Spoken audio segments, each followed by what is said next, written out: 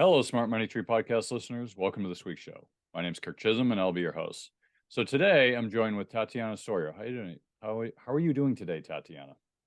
I'm doing awesome. How are you doing, Chris? Kirk? I'm doing great. Yeah, we're off to a great start here. So just tongue tied, and it's great. So, but Tatiana, tell us a little bit about your background. Well, my background is actually in a lot of things in small business, but I also work with money mindset and learn psychology. I'm a lifelong learner, so I really keep learning and keep studying new things just because I'm very curious. But my first career was really being an accountant, and for maybe 13 years, I've been a traditional accountant. So I focused on volume, just like I was taught, volume of clients. The more clients you have, the more money you make. But about 4 or 5 years ago, I shifted from that mindset and realized that I don't want more clients. I want more money per client because I can actually make a difference in their businesses and lives. And so that's kind of when I switched to a different model and really supported a number of businesses, smaller number of businesses, but really supported them in growth and scale. And now businesses hire me to help them double, triple their profit using strategies that don't require advertising actually at all, so that they can grow and scale, eventually sell without tax, and never have to work again. Oh, well, that sounds great. That's awesome. So you're still a CPA? You still are an accountant? You still do that? Absolutely. Okay. I have. Yeah. It's interesting. It's something we see a lot. I mean, the I guess the hamster wheel, we call it, the hamster wheel of accounting, where people are trying to get more clients, and then they need more help, so they try to find more help, and then they need to now pay the help, so they need more clients, and it's just go Yes. round and round and Yes. round, and you never really solve Yes. the problem. Exactly. That's exactly how it happens. And right now we are a progressive accounting firm, but that's one of the businesses, right? The second business is the advisory coaching of the client to help them really become a true CEO of their business. And of course, I speak and write books too. Nice. Well, yeah, I mean, one of the reasons I want to bring you to the show is that we don't really talk about this enough on the show. We talk about investing and mindset, which is kind of a linchpin of the show. But we really, talking about basic personal finance, we don't talk about enough. And as an accountant, I think you bring a different angle to this, which I think is really important. So, what in your experience are some of the biggest challenges you find with clients when it comes to kind of the personal finance aspect? I think one of the biggest challenges is the mindset and the fact that we are not taught to really manage them, right? And I often talk about how often we're not encouraged to learn math, which is really the premise of money management. And we're not talking about high level math. We're not talking about calculus. We're talking about basic algebra, basic addition and subtraction, multiplication. But this idea, I read this book a couple of years ago called Price Psychology, the psychology of money. And it really made me understand why we are where we are. And it has to do with the fact that money as an investment tool started existing probably about 100 years ago. And so our parents, even though I didn't even grow up in the US, but American parents got to be newbies at money management. They had to figure out all this credit, all these options, all these investment tools, retirement. In the 60s and 70s, there used to be, and probably further down, there used to be these defined benefit plans, right? They almost no longer exist. Very rare to find a big company with a defined benefit plan because it's very expensive and market is too unpredictable. And so really, we haven't really learned, okay, how much money do we need now? How much money will we need when we retire? People don't think about it. And I think because of that, we, as the next generation, have never really learned how to do that because our parents were still figuring it out, right? I mean, I grew up in the Soviet Union, so like for us, it's add another 20, 30 years that we're behind. So that's even a different setup than for Americans, but it's really, we're newbies at this, and not enough emphasis, I think, is really placed on learning how to understand money, how to manage it, how to look into the future, but not forget about the present, and kind of having that balance when you kind of talk about money and and think about your life, which I think is super important. So it should be taught in high schools. There are, in a bunch of nonprofits and organizations that try to introduce some of the concepts. There are some schools that do also an introduction of some of the concepts, but I feel like it's not doing enough, and it's being done as an elective, for example, as opposed to a mandatory thing, because you have to think about it this way. And I think it also has to do with how and I've certainly been in that group, how like many people say, oh, I don't like math because of the way math is taught in the US, right? And there's private math teaching schools that talk about why that happens, because in elementary school it's very elementary, and then all of a sudden middle school it's super complicated, so a lot of people get lost, and then they don't want to learn more about money because they think that they kind of correlate that with math, and oh, I don't want math, I don't like math, I hate math. And then you have this bunch of people, I would even say most people, over 50%, graduating not even knowing or understanding how to plan, how to understand what's coming into their bank account. If your salary is $50,000, you don't get 50,000 in your bank account. you get more like 38 or 40 after tax. And so that basic stuff is not taught, or nobody really warns people about it, right? And then somehow I find, and this may or may not be true, I don't have any empirical proof for that, but I find that boys, guys figure it out, kind of like they have to figure it out, right? But girls are like, oh, I don't want to deal with that. I don't want to like learn or get into that, right? And so I think it's a really big mistake on the part of maybe the government, maybe the schools, maybe the parents, of not teaching us better how to deal with money. Yeah, I mean, I think we talk about this about once a year on the show, and it's such an important topic. And what I find interesting is I've always been interested in money. It's just been me, but most people are not to the same degree. And you mentioned like you don't know who's going to be the one to teach people, right? And well, if you're asking the government to teach you, probably a bad idea. The government can't even balance their own budget. They're not going to teach you how to do yours. Um, and if you think about the schools, who's going to teach you at the schools?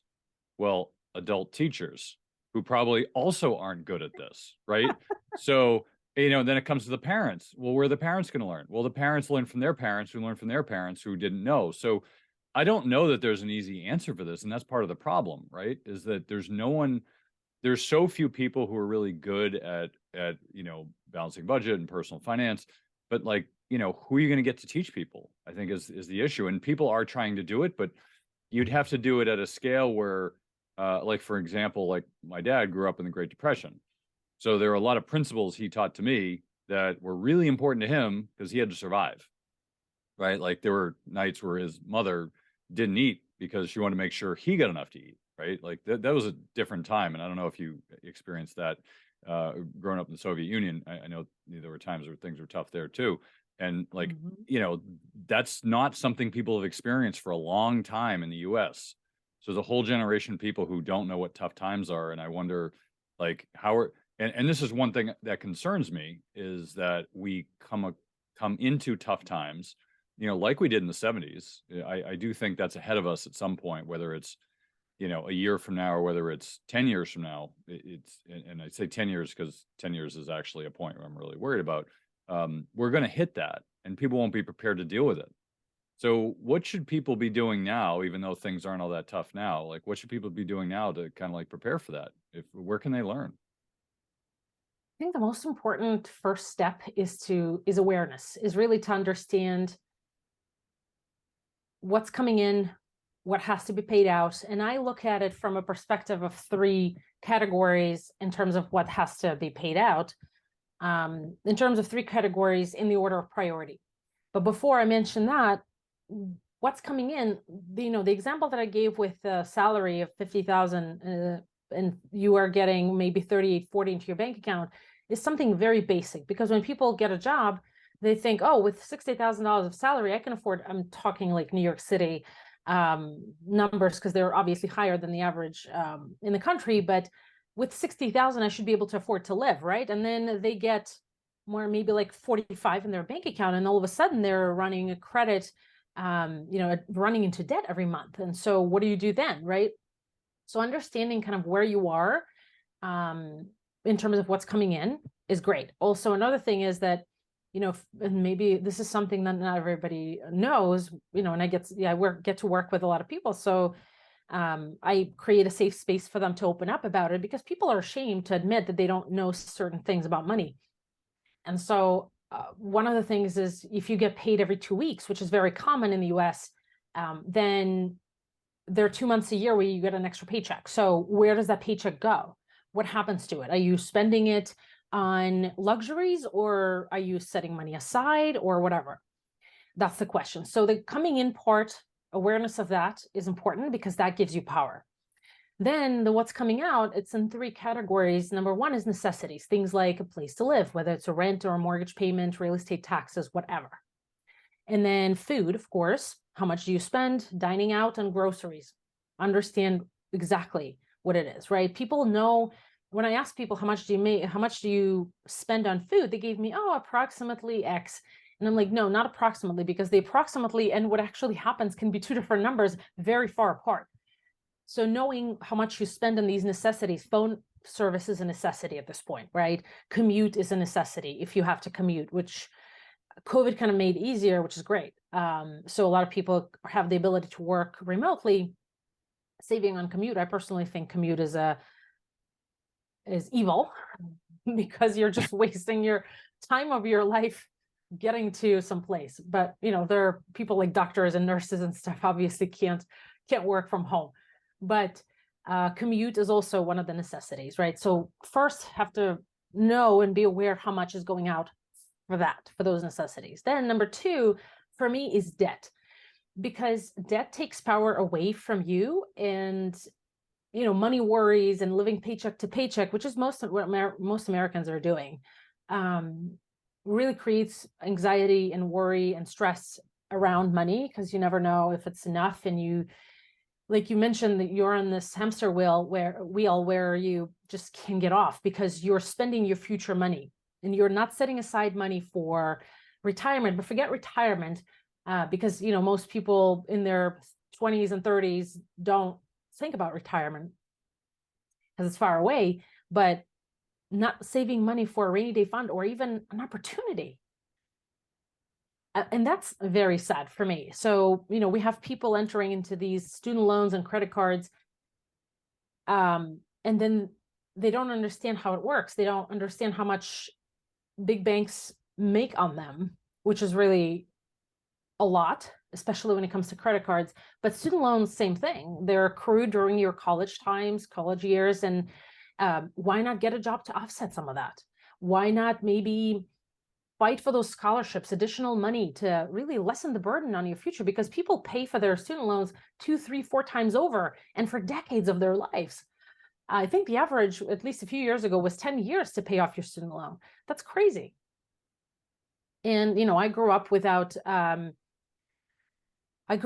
the student loans. We didn't even have that. We had something very different. When I grew up, it was, if you passed all the exams, you would make it into college and study, but then you would study for free. But after you graduate, you were supposed to work for the government for 2 or 3 years to kind of pay back that free education. So free education is never free, But debt is my second category, because it's very important to address that, because debt snowballs really quickly, and then you pay interest on interest on interest, and it never stops. And it's really easy to lose yourself, honestly, when you get into debt. And number 3 is luxuries, and things that, like, that expensive coffee every day, or maybe that newest phone version, right? They're not things that you need. That vacation, maybe go somewhere local, have a good time. But don't spend your future money on today's pleasures, which is what most Americans do, right? We're never taught how to do this well. And so it's really important to understand how much you spend every year. And for me, it's eye-opening to see of course, I'm an accountant, so I do our family finances and QuickBooks. But for me, it's really helpful to see how much we actually bring in, and how much comes out of our bank account every month and every year. And it's really eye-opening, like how much money we spend on different things. Some of it can be avoided, some of them can't, right? Real estate taxes and mortgage payments, but it's really eye-opening to, oh, that's how much we spent. Wow. Like, let's watch it next year. The awareness, which is step number one, is really powerful when it comes to understanding how to manage money, and really foundational, because you can't move forward if you don't know what's happening currently in your bank account. And then the next step would be to really set some goals, personal goals. I've had a client a couple of years ago. She was in her 40s, 42 or maybe 43, and her husband was in his maybe 45. And so I asked them on one of the calls, which is typically how I work with people, business is business, but personal is a part of that, because we start businesses to have more life, but at the same time, if you're working for somebody else, it applies as well. And I asked them, how do you want to retire? When do you want to retire? And what are you going to do? And the client cried, because nobody has ever asked her that. She never thought about it. She's 42, 25 years from retirement. And even if she put away that typical 22,000 a year that we have now, 22.5, I believe it is, deferral from our salary at work, even if we max that out, it's not enough. If you want to retire at 67 and have, spent maybe $60,000 to $100,000 a year, it's not enough at all, because the life expectancies have increased, right? People live longer, which is great. We get better healthcare and so on, but it's eye-opening for people. So awareness of where you are and also what your goals are the most two critical steps that I see, if that makes sense. No, it makes total sense. I mean, I think one of the challenges that that a lot of Americans face is keeping up with the Joneses, right? You've got this society that everyone wants to live in luxury, and they want to be able to buy all the luxury things and their latest iPhone and whatever else they're doing. And the iPhones are $1,200 now, and you kind of look at that and say, well, that might be fine for people who can afford it, but there's tons of people who can't, who still feel like they need to be able to fit in. And of course that puts them into further debt. And that in itself is a future problem. Like you say, you're pulling future dollars into today. And as long as the economy is moving up, somehow people are able to survive that. But if the economy ever goes into neutral or even declines, a lot of people are going to be harmed. I mean, I remember, was it 2 years ago? I had a credit card with a 6.5%, 6.25% interest rate. The other ones were maybe like 12. Now they're all like 25. And my credit didn't get worse, but now they're all 25. And it's just scratching my head thinking, God, how do other people survive this? Like, I'm not running a balance. I'm not, I don't have any of that stuff, but like 25%. And that's me. I don't know what they're charging other people. What if you have bad credit? What do they charge you? 50? Like, I have no idea. But it's to me, it just seems like there's just as a friend of mine used to say, it's a bug in search for a windshield, right? It's at some point this is going to happen. I don't know when, but it the numbers. You're a numbers girl and I'm a numbers guy. Like, at some point the numbers don't add up. So I don't know, how should people be handling that? I mean, that's like a mindset problem, but like, how should people be handling that? Because no one wants to be perceived as poor by their friends. Well, the interesting thing is that,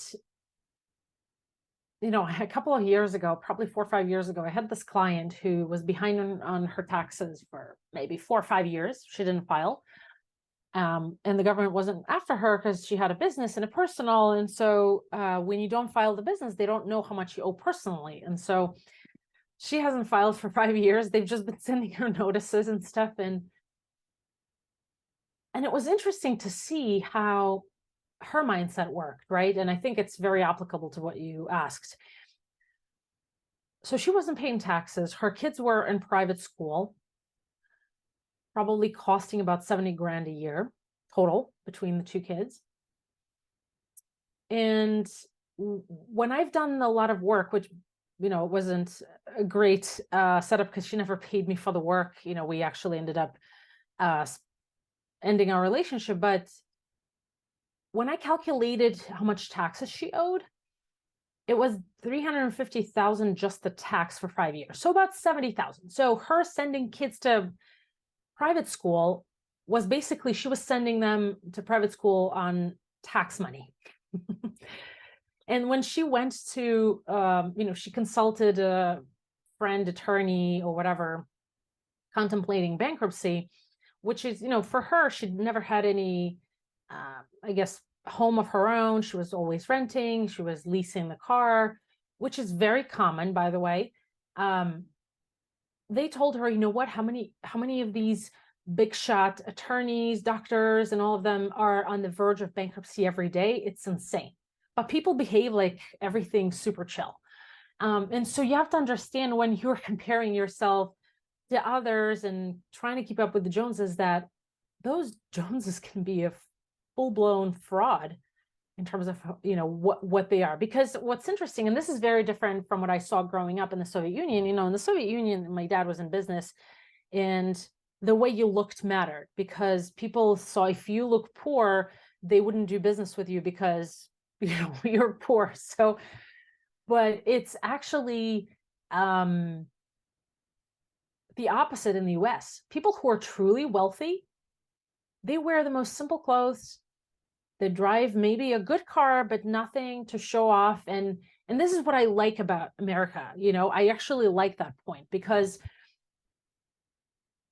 that's what it's really about. Those people understand what really matters in life. And I think that, there is this two extremes, right? People who are, I don't want to say poor, but living paycheck to paycheck every day, don't have enough, and maybe don't have enough sometimes for the necessities, right?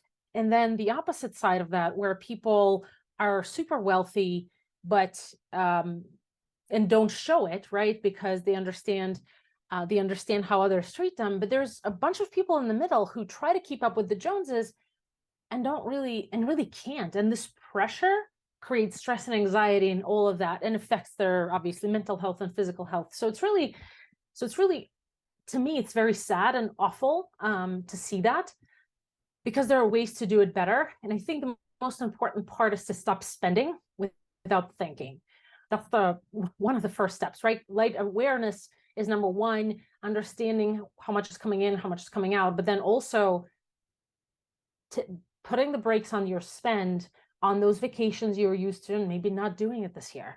Maybe those other things, that really understanding what the budget is. Like, I know exactly when we go on vacation how much it costs us on average, right? Because I know I have actually exact costs. So I know, for us, if we go to Europe, it's at least 10K for the four of us for the week. And so that is powerful, because I know, okay, if I don't have 10K put away, besides the savings and something that's left over after expenses and saving money for other things, then we don't go, and that's okay.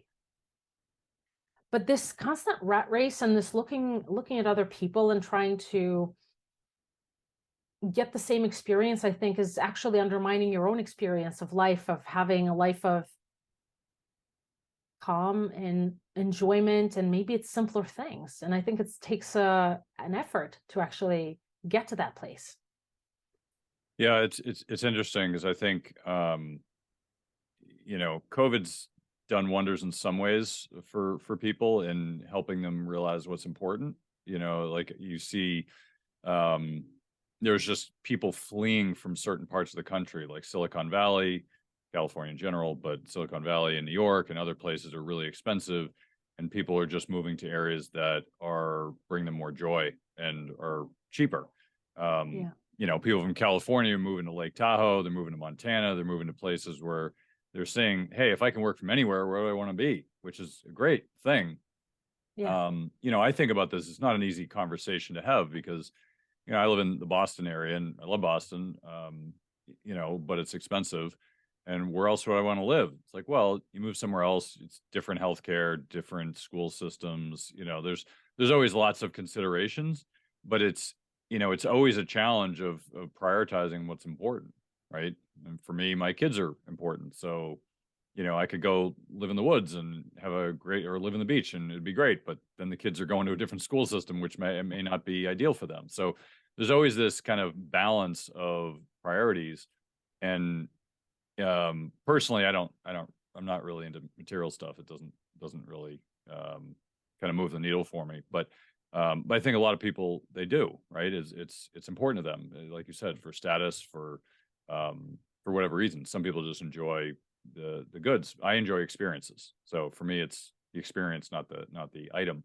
But but everybody's different. So I think it's challenged. And how do you get the same bang for your buck, right? For whether the experience or the item, and giving you the same amount of joy, I think is a challenge. So like, where would people even start to kind of explore that?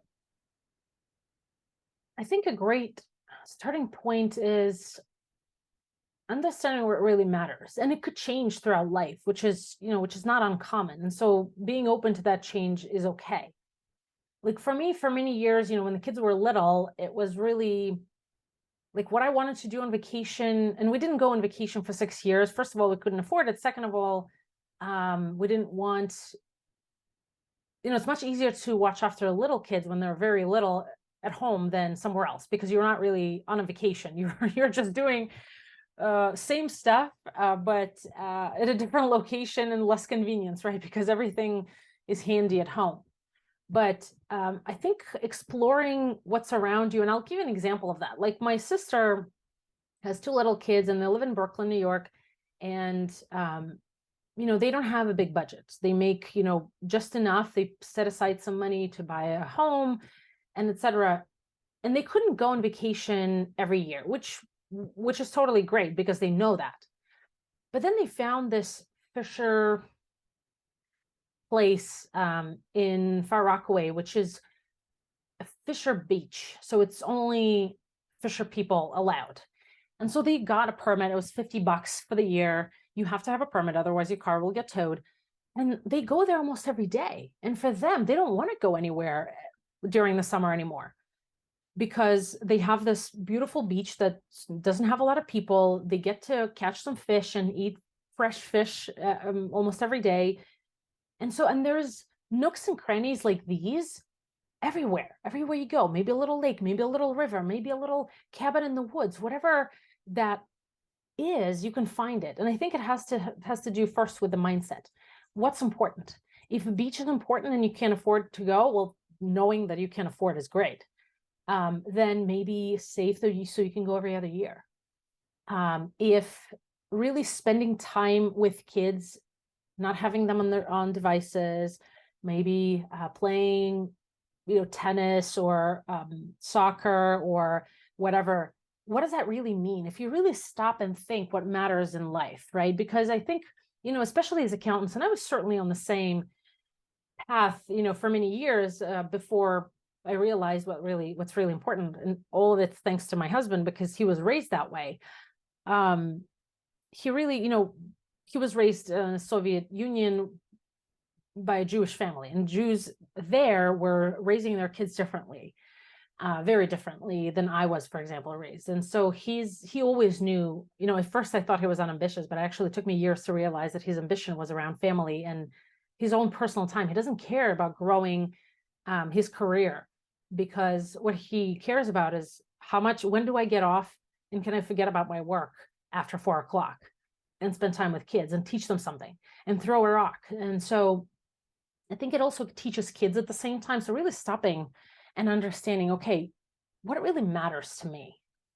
I have maybe 10 years left before my kids go to college.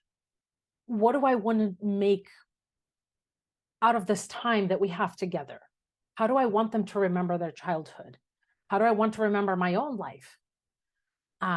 That's really important. And that's really probably the most critical step to start with. And then understanding what the money can create. Yes, you can always get a second job. You can always get a side gig or whatever. But will that take away from your family time? And if the answer is yes, then the next question is it important enough to not do it? Is it important enough to settle for less money, but more time with your family or getting those experiences? And you can get experiences for cheap. You can get experiences for expensive. It's all a matter of choice and really knowing yourself and understanding what matters to you. Yeah, I think that's good words of wisdom here. Is looking at priorities and what really matters. And I think a lot of us we get in this kind of run, run, run mentality of we don't think, we just do. And I think that was one of the challenges prior to COVID is people just reacted. I think of people as like zombies. They just kind of go about their day and they don't stop to think. And we all have that. I don't mean to characterize everybody, but like there were times where I would drive to work and I'd get to work and be like, wait, how'd I get here? Right. Like that's kind of zombie, right? You're just reacting. You're not thinking. And I think human brains are wired that way so that we're in automation mode and we kind of resort to our habits as opposed to actively thinking. So, but I love the perspective you're bringing to this with kind of the mindset, because I think it's so important. And as we're kind of getting to wrap it up here, what are some final thoughts you can kind of leave our listeners with that they can, that they can learn from this? The final thought that I want to leave you with is, there's this quote by a Chinese, I think, wise person. I can't remember the name, honestly. But the quote is like this: knowing others is wisdom, knowing yourself is enlightenment. And I think money, investing, retirement, present, future, all of those things rest on you knowing yourself. And so take the time to get to know who that person is, because you do change, but then you also become more and more aware of what you like, what you don't like, what you want, what you don't want. Take the time, take a moment and stop, because we're all busy and it's normal. My parents were also busy during this age of making, money and retiring. They're always very busy, but then the question is, what is life? You don't want to, or maybe you do, to send an email retiring from an accounting firm saying, oh, I want to get to know my 21-year-old son. It's a little sad and a little pathetic to me. Nobody has ever regretted working less. So find out what works for you and don't rob your future with your present wishes and doses of dopamine that you can't control. That's great, Tatiana. I really appreciate you coming on the show and sharing your wisdom with us. Where can people find more about you? I live on Instagram and LinkedIn. My name, Tatiana Tsoir. Find me, connect with me.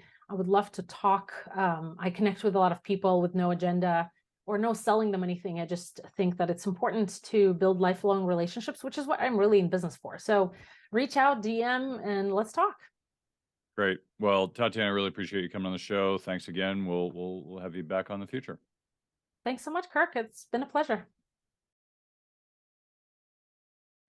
Hey, Doug, did you hear? We're giving away free money. Well, I'll tell you about it in a minute, but before I do, there's a saying in the mining community, well, precious metals mining, that is. The saying is that if you want the best deals, you have to be in the room. Now, you're probably thinking, what does it mean to be in the room? Well, I'll tell you. Being in the room means that you're on the short list of people who get invited to be a part of the best deals. These are the deals that most investors will never have access to. You mean like IPOs? Nope, IPOs are chump change. Those are for retail investors, small potatoes. That's nothing compared to these deals. These deals would have you salivating to get access to them. Once you know they exist, you will never look at investing the same way again. I almost don't want to even tell you that they exist because it will ruin your thinking of how the investing world really works. Now, you might be excited that these deals exist, but you only have access to the deals if you're an insider, or in the room as they call it. Now, as loyal listeners to the show, I'm going to give you a chance to be in the room. Money Tree Investing Podcast has created the Insiders Club. This is a community of our show's members who are loyal listeners of the show and want to get more out of their investing experience. Being a part of the Insiders Club gives you insider status for upcoming events and webinars, discounts, free stuff and books, and influence on the future direction of the show. This is a great opportunity to join us as we expand our content and services. Oh, and did I mention free money? Yes, in the next few weeks, I'll be giving away free money to our members of the Insiders Club as my appreciation for listening to the show. Now, there's no cost to join the Insiders Club. Just go to moneytreepodcast.com/free money today to join the community. That's www.moneytreepodcast.com/free money. I hope to see you in the room.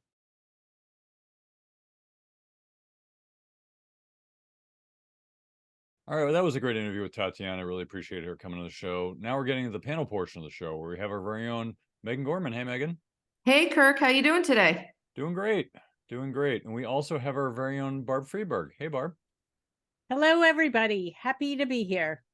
Great. Well, glad to have you both here. And let's just dive right in. So, Megan, what were some of your takeaways from the interview? Yeah, like I thought this was an interview that had a lot of good recap of the basics. But I feel I would be remiss as a board member at the National Endowment for Financial Education to sort of not address one of the things that gets talked a lot in that interview, which is, why do we not learn about money at school? And it seems like an incredibly easy concept, but I have to tell you, financial education and financial literacy in schools is actually, unfortunately, a very big political topic. And so as a result, some of the challenges that are out there in putting in financial education is finding the money to have the right curriculum and to train teachers so that certain money biases are not transferred. And so a lot of the work that goes into putting financial literacy programs in school is in working with state legislatures to understand that you can't just say, here's a program, stick it in the school. You actually have to spend money to build it. So I think having programs in school are necessary. I don't think US schools do enough. I agree with her and completely on that. I think if you as listeners, if you feel really strongly about it because you have your kids in school and they're not learning how to, sort of corny now, to balance a checkbook and all the basics, what I would tell you is talk to your state assembly member, right? Send in advice to those politicians to make them understand that this is an incredibly important topic that we need to be putting money to. And the reason I say this is we deal with so much wealth inequality in this country. And so wealthy school districts tend to have the money to have teachers talk about it at a very in-depth level. But you also have to think about those schools around the country that may be in low-income areas where the teachers themselves need the training to understand how to teach the students about money. So be vocal, talk to your local politician. This is state-based. And if you go to nefe.org, nefe.org, you can also learn more with what your state is doing about financial literacy. So I will get off my soapbox there, but that is sort of the big financial literacy conundrum that we're in today. Yeah, that's great, Megan. And we'll probably come back to some of those points. And I find it interesting because there's bias in every education. So it's a function of like, what is the bias? But we'll come back to that. So Barb, what were some of your takeaways and thoughts? Well, the difference between the haves and the have-nots goes down across all levels of society. And those in wealthier school districts typically have parents who are more financially savvy, and they're going to impart that knowledge to them. Hopefully, there are people that have not been born into privilege that are listening to this podcast now, because the steps to get control of your finances and to build long-term wealth are literally not that complicated. But you have to make it a priority in your life to learn what those steps are and to just take the baby steps that you need so that you will have financial security now and going forward. So as we talk today, I'd like to share some of those just very money 101 basics that can really be a refresher for some of us, and then new information for those of us that may not have been exposed in the past. Well, don't make us wait, Barb. Why don't we just dive right in? Why don't you give us some of those secret tips that you've got for us? I taunted my fellow panelists this morning with my most secret budgeting hack. And now I'm going to open it up to you. And unlike most secrets, you can tell everyone about this. And one of the biggest, obviously, ways to gain wealth is to take part of the money that you earn today and divert those dollars into saving and investing. Because if you begin investing very young, then your money has a chance to grow and compound. Typically, at a 7% interest rate, your money will double every 10 years. If you're in your 20s, you continue to save and invest. Then by the time you hit retirement age, you're going to have a decent amount of cash in that investment account. But here's the trick. How do you do that? Because if I've got money in my account, I'm going to spend it, right? Right. So you automate your saving and investing. And what that means is from your paycheck, or if you're self-employed, from your checking account, you divert a percentage of those dollars every month into either a 401k account or into an IRA or a retirement account. And you invest that, if you just want bare bones, in a target date investment fund or a nice portfolio of index funds. And you do that every month of your life. And I can promise you, you will have a very good nest egg when you get to retirement age, and money that you do not see in your account, that is in your checking account, you're not going to spend it and you're not going to miss it. Right. Well, thanks for that, Barb. Really appreciate that bit of wisdom.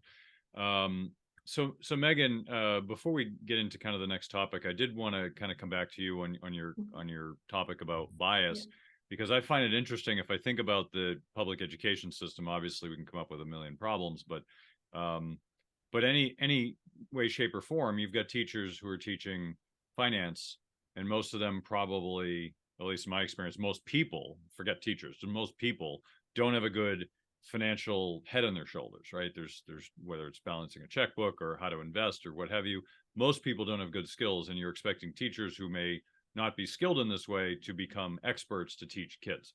So, how do you, I mean, you're on the board of this organization, and it's great, but like, how does that play into politics? Like, I don't understand the bias. Like, why wouldn't everybody want solid financial education? Yeah, I mean, it's a good question. I think that it needs to be tailored to different types of students, right? So a lot of the work the organization that I'm involved with does is we provide research grants to study financial education, financial literacy, particularly in different segments of the population and the different types of issues that those populations are dealing with. So, I'm sitting here in San Francisco, I'm right by Palo Alto, Atherton, very, very wealthy areas, right? The idea of understanding how credit works, while it's important here, it's sort of something that people accept as something you do culturally, right? There are other communities where credit is a struggle to even understand why you need it, right? So understanding the needs of different communities allows the education curriculum to be tailored to help those communities, right? So that's a lot of what goes on. The biggest issue, I think, politically is people don't want to spend money on this, right? They don't want to put the money in for teacher training, for the right curriculum, for working on these issues. And so where we struggle is when legislation is passed for financial education in the classroom, but no money is put towards it. It's easy to pass legislation for financial education if you're not going to commit dollars to it. It's a lot harder when you're asking for dollars to train the teachers to get everybody to the right point. So I think that is sort of the issue that we face on it. But I will tell you, growing up, I didn't take a financial education class. I mean, I had one business class for half a year, and I played the stock market game for the other half of the year. So, it's a big struggle in this country. And she said something in the interview, which I thought was interesting. She talked about, a lot of times guys are much more geared to wanting to learn about finance, right? I think Kirk, even in the interview, you chimed in that you felt that way growing up. Yep. And she brought up the fact that young women are often sort of overlooked in this area, right? Because it's not something that women want to charge into. And I think that that's one of those things that's really important with financial education, is that women when they are engaged with money, actually do incredibly well with it. When they study portfolio management, women tend to, over the long term, outperform men. I think Fidelity's had a pretty big study on that in the past 5 years. So I think the other thing with financial education is engaging people who might be not naturally geared to want to embrace money, embrace learning about money and how to maximize and accumulate wealth. So it's funny when you started talking about how this is all, but that comes down to politics. The first thing that came to mind is you see all these schools, and somehow the schools are filled with vending machines with like soda and junk food, and the junk food is sold at the cafeteria. There's nothing healthy being sold there. And the first thing I was thinking is the first class is going to be how to use a credit card. Like I could just see this getting, the financial education getting polluted with, financial vendors who want to pitch their own wares to kids. And so I was just thinking about that, and I was like, oh my God, this is a lot deeper than even I had thought. So yeah, and you're bringing up a really important issue, which is why, like, my biggest frustration in financial education is that it moves at a glacial pace. And the reason it moves at a glacial pace is when you get into designing these programs, it's very policy driven. So you have groups like the SEC, the FDIC, FINRA, all also contributing to the conversation. And I should tell you, the SEC has a great education site on how to learn to do stuff with calculators and so on. But their biggest problem is people don't go to their site looking for this, right? But financial education is a lot about public policy and how we want to spend dollars and who we want in that conversation. And Kirk, you're right. We do not want, for profit sort of driving the discussion, but rather learning fundamental skills. I mean, I'll tell you, the reason I know how to buy a house is because I took a job where I had to help people get mortgages. I helped high net worth people get mortgages and refinance. My first year in working in the industry, I literally spent all day on the phone refinancing mortgages in 2002 because rates were at 3%. And that's how I learned how to buy a house. If I hadn't had this job, I don't know when I would have learned how to buy a house. And I think most Americans, when they're teenagers, couldn't tell you how you buy a house, right? I don't know, Barb, did you know how to buy a house? Maybe you did. You grew up in a really financially savvy household. Your dad probably told you, didn't he? Yeah, and actually what I was thinking about was the difference between myself and my husband. I met my husband when I was age 26. I was already a real estate broker. My family was very financially open, literate, and that was a part of the conversation. So the issue of me being a girl had nothing to do with it. This was just what we talked about. And one of the first conversations I had with my husband after, we were pretty secure in the relationship was, you don't have an IRA? What's wrong with you? We're heading over to the investment broker now, because that's how you opened an IRA back in the 1980s, and you're opening an IRA. And so on and so forth. Your parents don't own a house. Well, we're going to talk about how we're going to buy a house. So in our case, it was reversed. I was the financially savvy and my husband was a willing participant. But if you do not have those models, I really appreciate what you're saying, Megan, because it's really not part of your DNA to be thinking about this, especially when you're in your 20s. If nobody in your 20s is talking to you about, you don't have to get a loan for a car, or you can buy a house when you're young. What is a down payment? What does it mean to open an IRA? These are just money basics that will get you on very sound footing for your lifetime of wealth building and transferring your earnings to investments that will grow and compound without your constant attention. So it's interesting. One thing that kind of comes to mind, because I think, probably everybody here has heard of the Khan Academy when it comes to educational resources. And it's funny because this summer, my kids are, given summer work to read and do stuff. And they actually sent them to the Khan Academy to do some summer work for math. and they had to do their math work there. So what was interesting, and I'm not suggesting them because I mean, I guess they're good, but I've never used them. It seems to me that maybe putting the education in the public schools is not the best use. Maybe we just need to come up with better resources as a society that we can put people to, because personally, I grew up with certain money models, like watching my dad and, you know, my parents with money, and my mother was really bad with money. I mean, terrible bad. I mean, you know, I don't want to get into it. It's so bad. But my dad was on the other end of the spectrum, where he was a thrifty Scot and didn't spend money on anything. And so there was this balance. I got to see both sides, and I got to see which was the more reasonable side of the equation. But the fact is all I know is what I experienced growing up. And some people have experience where, you know, like maybe their parents run a business and their kids are in the business and they get to see this and they get to experience it. I'm trying to bring my oldest son right now into the business and teach him some basic principles about certain business concepts. We haven't gotten to money yet, but we do a little bit, but it's really more about running a business. Like, here are the aspects, here's how you think about it, mental models that he can use in his life, so that when he's applying it himself, he's got these positive mental models that he can use. Whereas, my dad, I mean, he ran his own legal practice, but it wasn't like a business owner. So I didn't have any experience. I talked to him, but he didn't really have that kind of experience. So it's kind of like, how do you learn? Well, you have people you learn from. And if most people, as Megan suggested, like, some people don't have good role models as parents to learn from. And whether it's socioeconomic or whatever, like, it's just, you need to find somewhere. So we've brought people on the show many times to talk about this, and it just feels like it ends up going nowhere, and this problem will never get solved.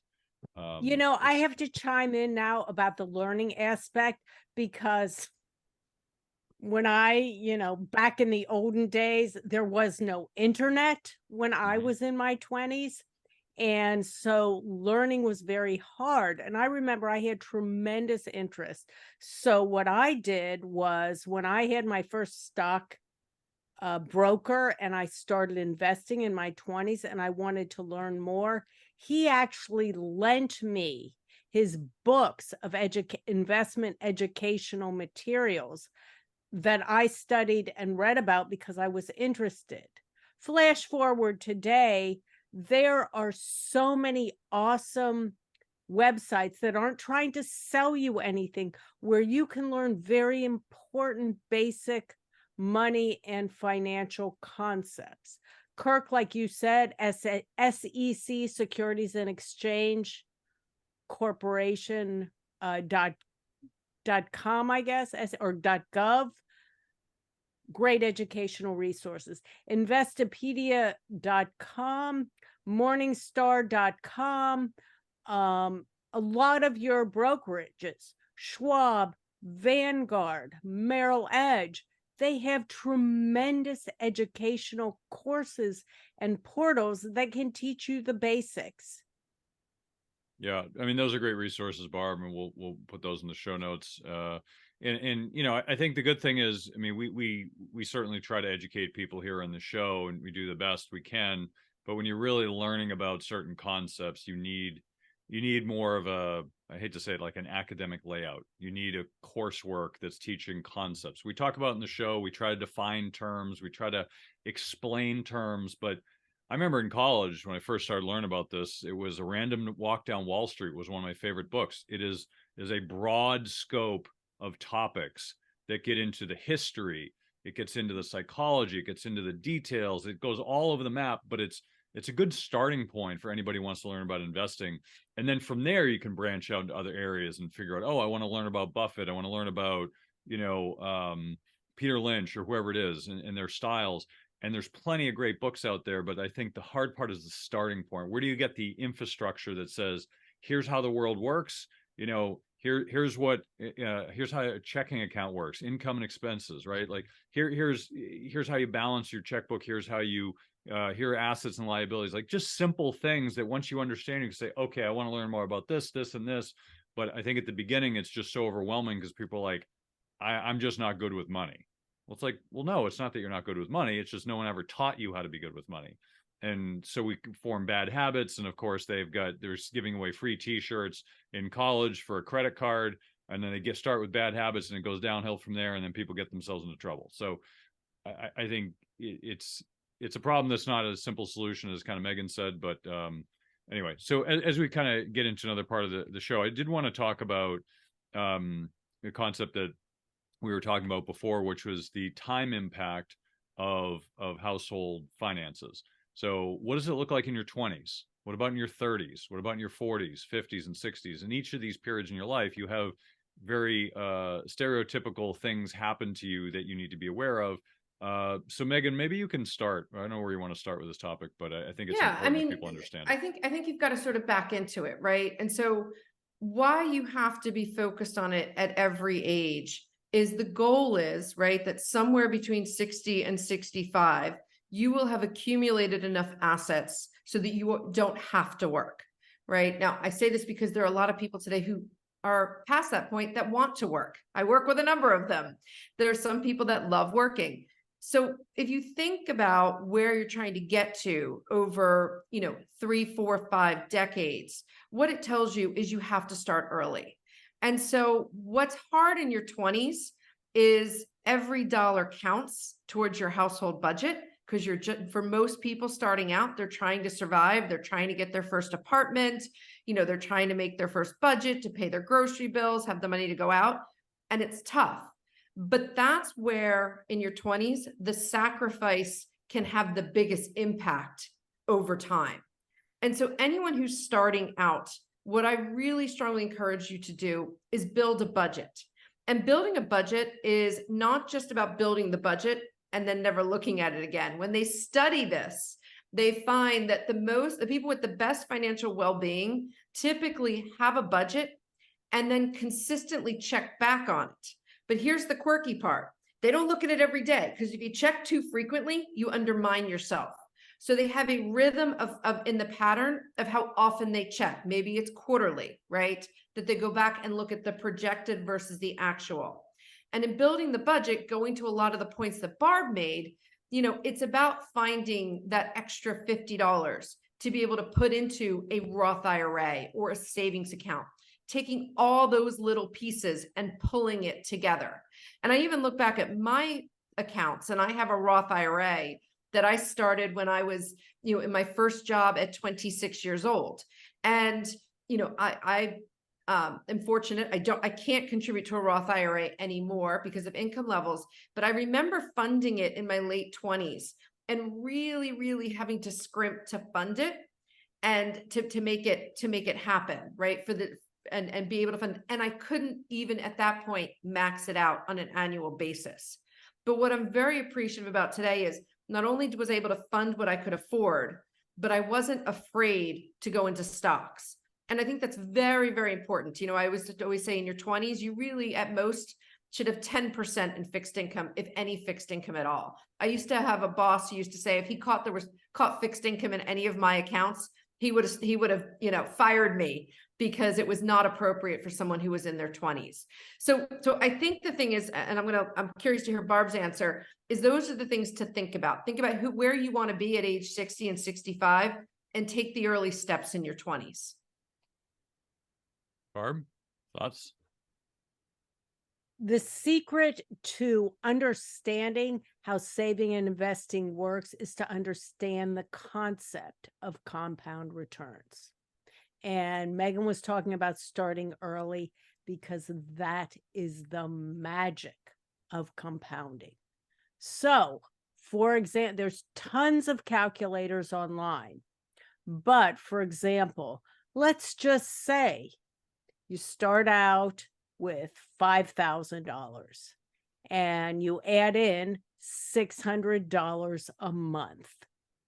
You earn, let's say, 6.5% return, which is a lot lower than the average 10% return of the stock market. And you do this for 35 years. Well, what are you going to have at the end of those 35 years? You're going to have $1 million. So the question is, are you willing to make the choices today? And like Megan said, it is so hard in the beginning. Oh my gosh, I remember how my husband and I struggled with, really not a lot of money at all and wanting to live and have fun, but also understanding that our job today was to make sure throughout our lives we would be able to sustain ourselves and enjoy ourselves. And so the biggest secret to making sure that when you get in your 40s, 50s, and 60s, you're not sitting there with $50,000 in your account saying, holy crap, I can never retire because I have no money. And meanwhile, your entire life, you've been driving a new car and eating at fancy restaurants and living in fancy apartments. You never bought a house. You never saved enough or invested enough. You may be thinking at your 20s, I'm not going to worry about that. But in your 20s and 30s, if you have the understanding that you can save so much less and invest so much less when you're young and have it grow and compound to so much greater amounts than if you wait till you're in your 40s to save and invest. Yeah, I think that's wise advice.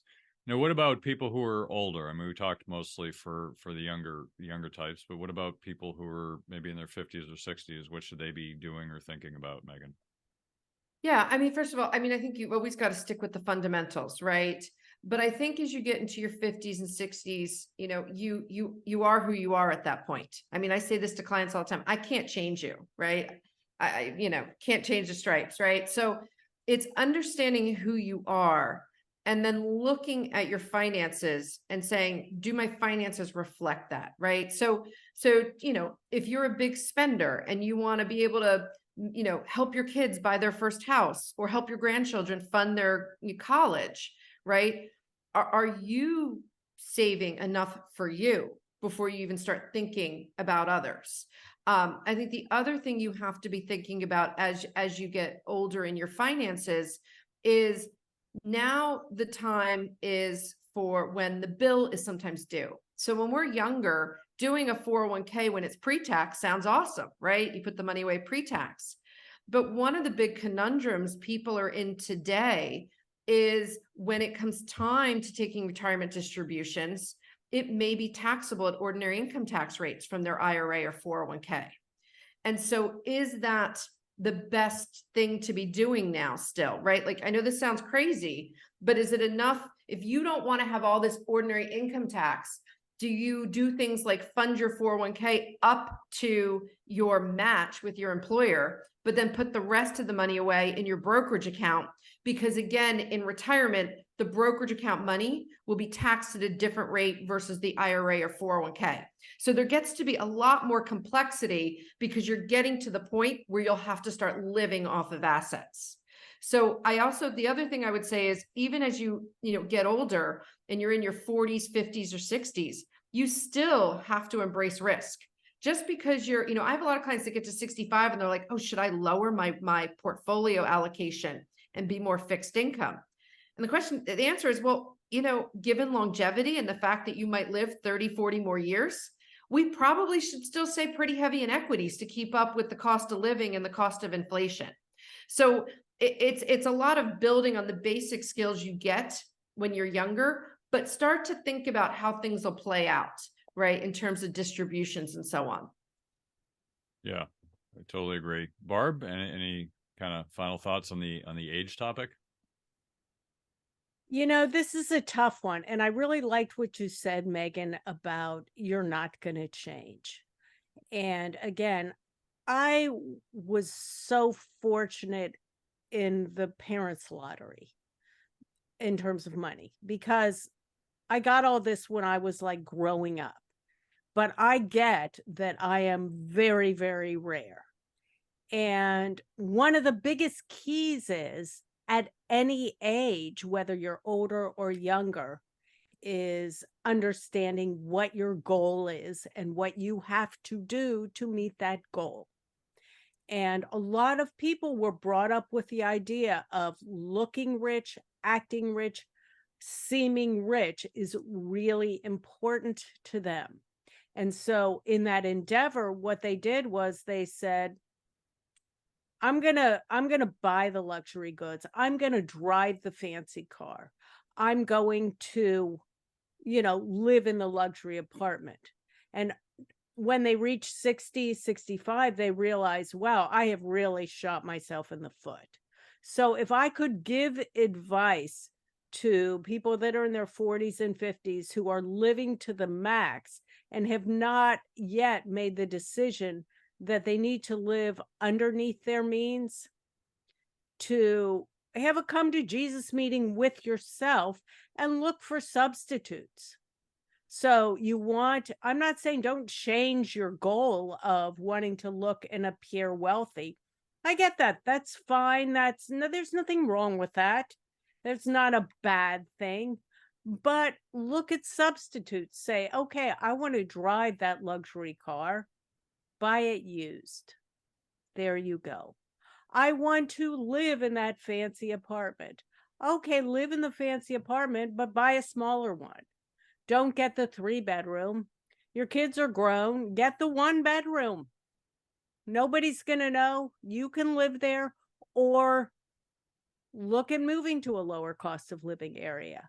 There's always substitutes. So you can keep your values and still balance out your spending and your savings and investing. So you're bulking up those saving and investing, because that's the key. If you don't have that money when you're younger, it's going to be really, really, really tough to get it when you're older. Yep. I think it's great advice, Barb. All right. As we kind of wrap it up here, Megan, final thoughts from you.